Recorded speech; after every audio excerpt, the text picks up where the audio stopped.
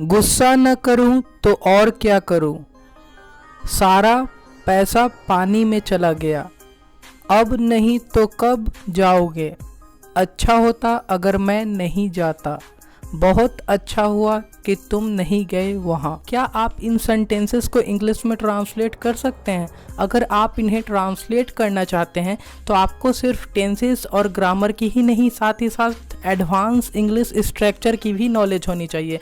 आज की वीडियो में हम वही सीखने वाले हैं, advance English structure with their meanings and examples. तो वीडियो पसंद आए तो लाइक और शेयर ज़रूर करिएगा। अगर आप हमारे चैनल पे पहली बार आए हैं तो चैनल को सब्सक्राइब कर बेल आइकन को क्लिक करिएगा।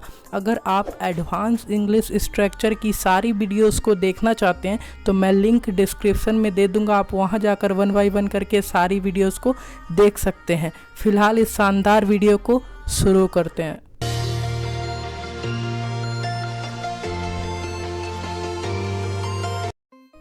आज का हमारा पहला स्ट्रक्चर है गाइस, नहीं तो और क्या करूं। कई बार आप ऐसे बोलते हैं, मारूं नहीं तो और क्या करूं।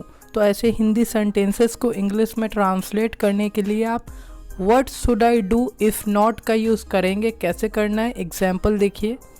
गुस्सा न करूं तो और क्या करूं, उसने मेरा मोबाइल तोड़ दिया।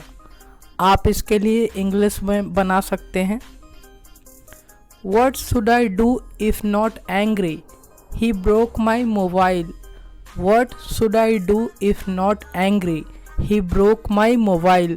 आप इस तरीके से इसे इंग्लिश में बना सकते हैं। एक और एग्जाम्पल देखिए, मारूं न तो और क्या करूं, वो दिन भर खेलता रहता है। आप इसके लिए बना सकते हैं, What should I do if not beat? He keeps on playing all day long. What should I do if not beat? He keeps on playing all day long. आज का हमारा अगला स्ट्रक्चर है गाइस, पानी में चली गई, है ना। कई बार आप ऐसे बोलते हैं, सारी मेहनत पानी में चली गई। तो ऐसे हिंदी सेंटेंसेस को इंग्लिश में ट्रांसलेट करने के लिए आप went into when का यूज़ करेंगे। कैसे करना है, एग्जाम्पल देखिए। मैं समय पर पहुंच नहीं पाया, मेरी सारी मेहनत पानी में चली गई। आप डे टू डे लाइफ में इस तरीके से हिंदी में बोलते होंगे, आप इसे इंग्लिश में बोल सकते हैं। आई couldn't reach on time, my all efforts went into when. I couldn't reach on time, my all efforts went into when. आप इस तरीके से बनाते हैं। एक और एग्जाम्पल देखिए, उसने मेरी घड़ी तोड़ दी, मेरा सारा पैसा पानी में चला गया। आप बना सकते हैं इंग्लिश में, She broke my watch, my all money went into when. She broke my watch, my all money went into when. आप इस तरीके से इसे इंग्लिश में बोल सकते हैं। आज का हमारा अगला स्ट्रक्चर है गाइस, अब नहीं तो कब। कई बार आप बोलते हैं, अब नहीं तो कब जाओगे, या फिर अब नहीं तो कब पढ़ोगे। तो ऐसे हिंदी सेंटेंसेस को इंग्लिश में ट्रांसलेट करने के लिए आप if not now then when का यूज़ करेंगे। कैसे करना है, एग्जाम्पल देखिए। अब नहीं तो कब जाओगे वहाँ, मुझे लेट हो रहा है। आप इंग्लिश में बना सकते हैं, if not now then when will you go there, I am getting late. If not now, then when will you go there? I am getting late. एक और एग्जाम्पल देखिएगा, इस ज़्यादा बात समझ में आएगी। अब नहीं तो कब किताब खरीदोगे, परीक्षा सर पर है। आप इसे सिंपली इंग्लिश में ट्रांसलेट कर सकते हैं और बना सकते हैं, If not now, then when will you purchase book? Exam is round the corner. If not now, then when will you purchase book? Exam is round the corner. आज का हमारा अगला स्ट्रक्चर है गाइस, बहुत अच्छा हुआ कि। कई बार आप ऐसे बोलते हैं, बहुत अच्छा हुआ कि तुम नहीं गए। तो ऐसे हिंदी सेंटेंसेस को इंग्लिश में ट्रांसलेट करने के लिए आप इट्स सो गुड का यूज़ करते हैं। कैसे करना है एग्जाम्पल देखिए। बहुत अच्छा हुआ कि तुम वहाँ नहीं गए, वरना तुम्हें खाने को नहीं मिलता। आप इसे इंग्लिश में बना सकते हैं। It's so good that you didn't go there or else you wouldn't get to eat there. It's so good that you didn't go there or else you wouldn't get to eat there. एक और example देखिए guys. बहुत अच्छा हुआ कि आप लोग समय पर आ गए। Guys day to day life में आप ऐसे सेंटेंसेस हिंदी में यूज़ करते हैं, आप इसे इंग्लिश में बना सकते हैं। It's so good that you guys reached on time. It's so good that you guys reached on time. आप इस तरीके से इसे इंग्लिश में बना सकते हैं। आज का हमारा अगला स्ट्रक्चर है गाइस, अच्छा होता अगर।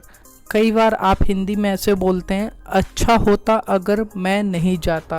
तो ऐसे हिंदी सेंटेंसेस को इंग्लिश में ट्रांसलेट करने के लिए आप it would have been better if का यूज़ करेंगे। किस प्रकार से करना है एग्जाम्पल देखिए। अच्छा होता अगर तुम यहाँ आ जाते, कम से कम पढ़ाई तो करते। आप इसे इंग्लिश में बना सकते हैं। It would have been better if you had come here. At least you would study. It would have been better if you had come here.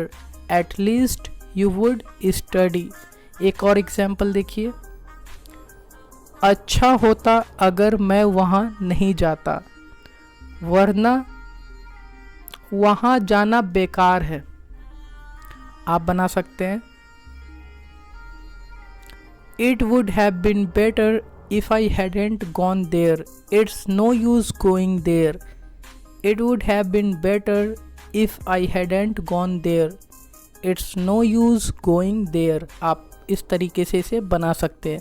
आज का हमारा अगला स्ट्रक्चर है गाइस, बहुत बुरा हुआ कि। कई बार आप ऐसे बोलते हैं, बहुत बुरा हुआ कि वो फेल हो गया। तो ऐसे हिंदी सेंटेंसेस को इंग्लिश में ट्रांसलेट करने के लिए आप इट्स टू बैड डैट का यूज़ करेंगे। किस प्रकार से करना है एग्जाम्पल देखिए। बहुत बुरा हुआ कि वो फेल हो गया, उसे पास हो जाना चाहिए था। आप इसे इंग्लिश में बना सकते हैं और बोल सकते हैं guys, it's too bad that he failed, he should have got passed. It's too bad that he failed, he should have got passed. आप इस तरीके से इसे इंग्लिश में बना सकते हैं। एक और एग्जाम्पल देखिए गाइस। बहुत बुरा हुआ कि उसने अपना फ़ोन तोड़ दिया, उसे ऐसा नहीं करना चाहिए था। आप इसे सिंपली इंग्लिश में ट्रांसलेट कर सकते हैं और बना सकते हैं, it's too bad that he broke his phone, he shouldn't have done so. It's too bad that he broke his phone, he shouldn't have done so. आप इस तरीके से इसे सिंपली इंग्लिश में ट्रांसलेट कर सकते हैं गाइस और इंग्लिश में बोल सकते हैं। आई होप गाइस आज की वीडियो लेक्चर आप लोगों के लिए काफ़ी ज़्यादा यूज़फुल रही होगी। तो वीडियो को लाइक शेयर एंड सब्सक्राइब जरूर करिएगा। मिलते हैं अगली वीडियो में एक और नॉलेजबल वीडियो के साथ। Till then take care and good luck. Thank you very much everyone.